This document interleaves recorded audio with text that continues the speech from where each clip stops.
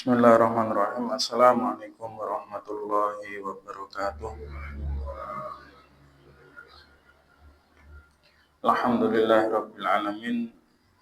Wa bihi nasta'inu ala umuri dunya waddin. Assalatu wassalamu ala asyrofil anbiya'i wal mursalin. Nabiyyina Muhammadin sallallahu alaihi wasallam. Asyhadu an la ilaha illallah wahdahu la syarikalah wa asyhadu anna Muhammadan abduhu wa rasuluh. Allahumma shalli ala Muhammad. Bapak Ibu jamaah sholat syukur rahimakumullah. Pertama kalinya monggo kita senantiasa bersyukur kepada Allah Subhanahu wa taala. Kita diberikan kenikmatan yang dengan kenikmatan itu menjadi wasilah, menjadi perantara kita untuk bisa beribadah, melaksanakan apa yang telah menjadi kewajiban kita sebagai orang yang beriman.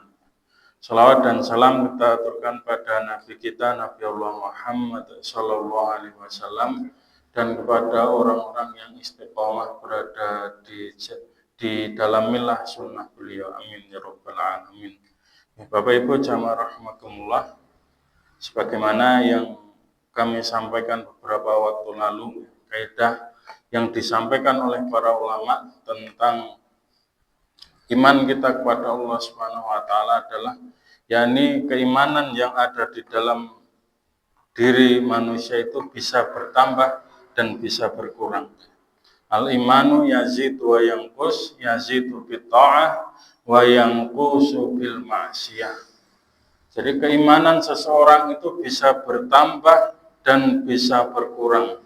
Yazidu bit ta'ah, keimanan seseorang itu bertambah ditandai dengan bertambah taatnya dia kepada Allah Subhanahu wa taala, wa yanqusu bil ma'siyah, dan berkurangnya keimanan seseorang itu apabila dia melakukan kemaksiatan kepada Allah Subhanahu wa taala. Jadi iman yang ada di dalam hati kita itu Bapak Ibu bisa naik bisa turun. Ketika kita sedang rajin ibadah, sholat bisa nyaman, ngaji bisa tenang, zikir bisa betah, itu adalah tanda keimanan kita sedang naik. Akan tetapi apa Bapak Ibu, ketika kita merasakan sholat itu aras-arasan, ngaji nggak betah, zikir nggak tenang, itu bisa jadi keimanan di dalam hati kita itu sedang menurun Bapak Ibu.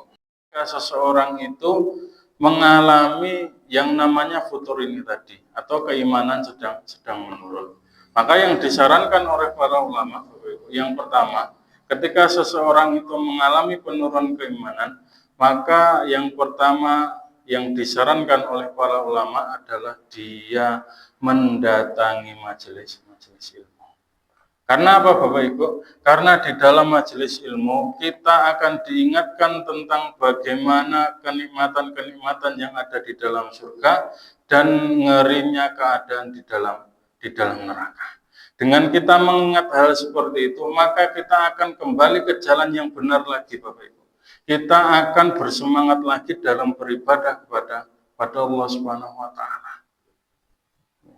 Belum lagi Rasulullah SAW menjamin bagi siapa saja yang menuntut ilmu, mendatangi majelis ilmu, dia akan diliputi rahmat dari para malaikat. Dia akan didoakan oleh para malaikat.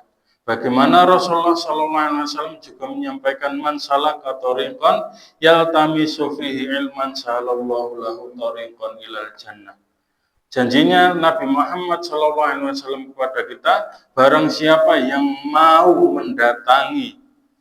mendatangi majelis ilmu, majelis pengajian, majelis zikir, maka Rasulullah SAW menyampaikan dia akan dimudahkan oleh Allah Subhanahu wa taala baginya untuk masuk ke dalam surganya Allah Subhanahu wa taala. Itu yang pertama, dan mendatangi majelis ilmu. Yang kedua adalah ketika seseorang itu sedang mengalami penurunan keimanan, yang disarankan oleh para ulama adalah kita dengan bertemu orang-orang yang soleh, kita berkumpul dengan orang-orang yang soleh. Maaf ngapunten Bapak Ibu, ini tidak harus pengajian gitu. Bisa jadi kita hanya berkumpul mengobrol atau membicarakan sesuatu yang sifatnya itu duniawi. Akan tetapi itu bisa menumbuhkan keimanan kita kepada Allah Subhanahu wa taala. Minimal ketika seseorang itu mengalami penurunan keimanan kepada Allah Subhanahu wa taala dan dia bertemu dengan orang yang soleh, maka minimal dia malu untuk bermaksiat kepada Allah Subhanahu wa taala. Mungkin setelah sholat maghrib kita berkumpul dengan jamaah yang lain, itu bisa jadi meningkatkan keimanan kita kepada Allah Subhanahu wa taala. Itu yang kedua. Dan yang ketiga yang disarankan oleh para ulama adalah dzikrul maut. Ketika seseorang itu mengalami penurunan keimanan, maka yang disarankan oleh para ulama adalah mengingat kematian.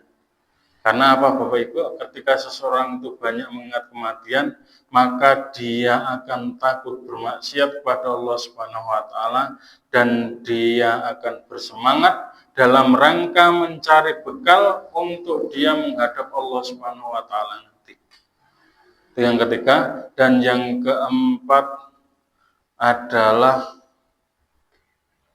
ada tiga. Yang pertama tadi adalah kita mendatangi majelis ilmu, dan yang kedua adalah kita berkumpul dengan orang yang soleh, dan yang ketiga adalah kita banyak mengingat kematian. Mudah-mudahan ini menjadikan kebaikan untuk kita bersama. Apabila banyak salahnya mohon dimaafkan. Akhirul kalam. Assalamualaikum warahmatullahi wabarakatuh.